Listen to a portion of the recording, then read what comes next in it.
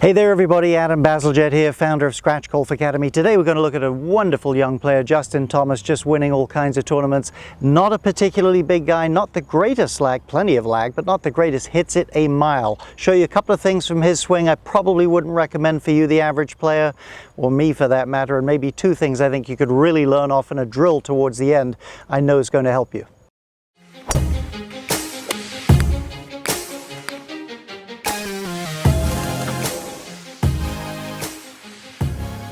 Very briefly, if you're new to the channel but have never subscribed, I'd love it if you do that. Helps us build momentum. If you do so, hit the little red bell there. You'll be notified every time a new video is coming your way. Well, there's Justin hitting a driver. Just accentuates the way he creates power to look at a driver swing, both angles. So we're not looking for an exhaustive, in-depth review of the swing, just looking at some features. Let's start with a couple that are noteworthy, then we'll get right back outside and touch on those before getting to the things I think you could really help yourself with. Very upright arm plane. It's a pretty darn upright left arm plane. Typically you'd see much more of that look with a top player, certainly in today's era. And the other thing you'd notice here, watch that right leg and foot. I mean, just jumps at it. You won't see too many players that leap off the ground like that. But one thing it does, he's using the ground to kick those hips open. Look how open those hips are for that early in the downswing, and he's sort of kicked his way out into the area where the ball is a bit, but watch how they snap back away from the ball. Those legs, they snap back in underneath him, giving him plenty of space to hit it. Really, really amazing sort of athleticism there with the hips through the ball. Quick look from here. Nice big long backswing. Lots of dynamics. Again, not the greatest lag ever. It's sufficient, certainly, but he's creating a ton of power there as you see him spring through the ball.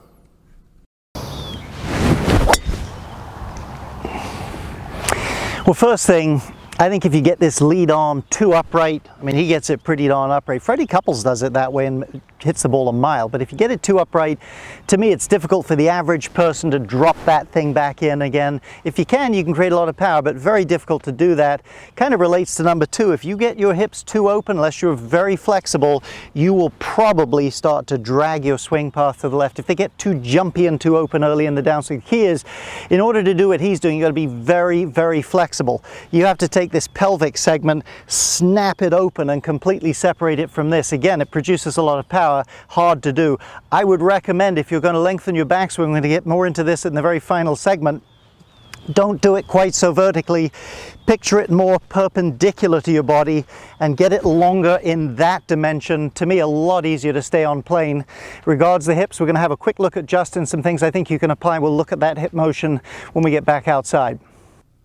So let's have a look at a couple of ways he's really creating power that could help you. Number one, okay, his backswing is somewhat upright, obviously working really well for him, but it's long. You've got to create some length in your backswing. Watch the track his hands take.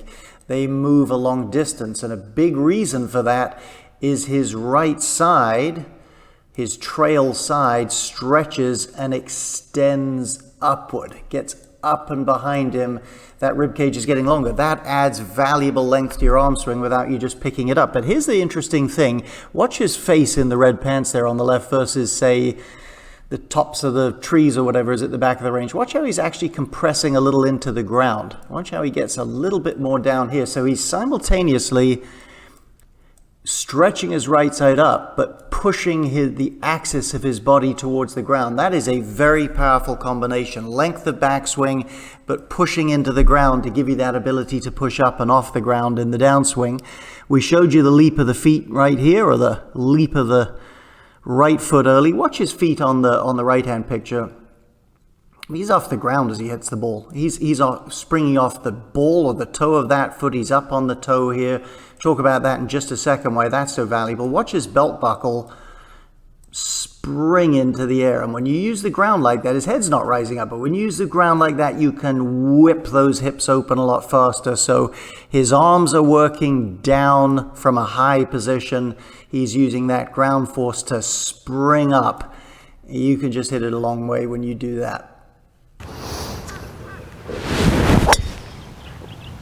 Well, that was actually pretty good for me there. Okay, before we get to our little rehearsal drill, or the thing I think can help you get the feel for this, let's talk about a couple of things briefly.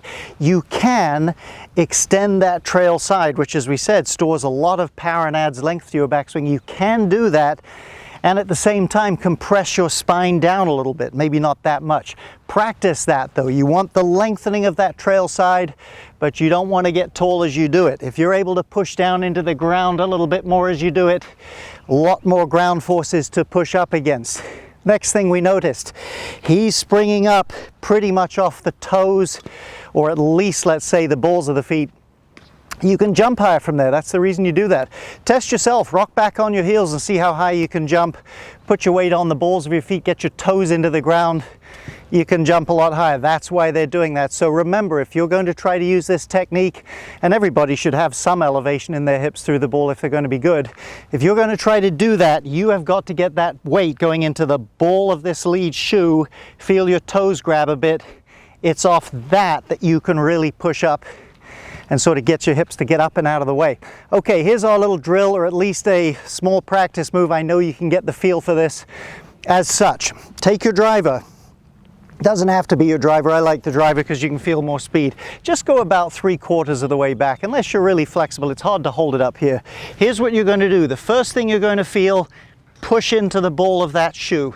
Nothing really happening with the arms. Push down, and once you've pushed that a few times, do it with a lot less than full speed. Start to feel two things happen simultaneously. So I've pushed, my pressure's there, hips spring up, arms work down. Arms going that way, belt buckle going that way. Like anything, you got to play around with it, sort it out, get your balance, but it should look something like push, push, down. So I feel myself springing up, at least my hips, and the arms working down. That's the combination you have to have. Believe me, you can see he didn't have tremendous lag, had reasonable lag. You can create a lot of force if you get that right side up, you use the ground, and you spring properly, and the arms do what they're supposed to do, which passively drop. Hope this helps you. Well, I hope that was helpful to you. Would love a thumbs up if you enjoyed the video. Leave a question or comment. I'll get to as many as I can. Best of luck with your golf.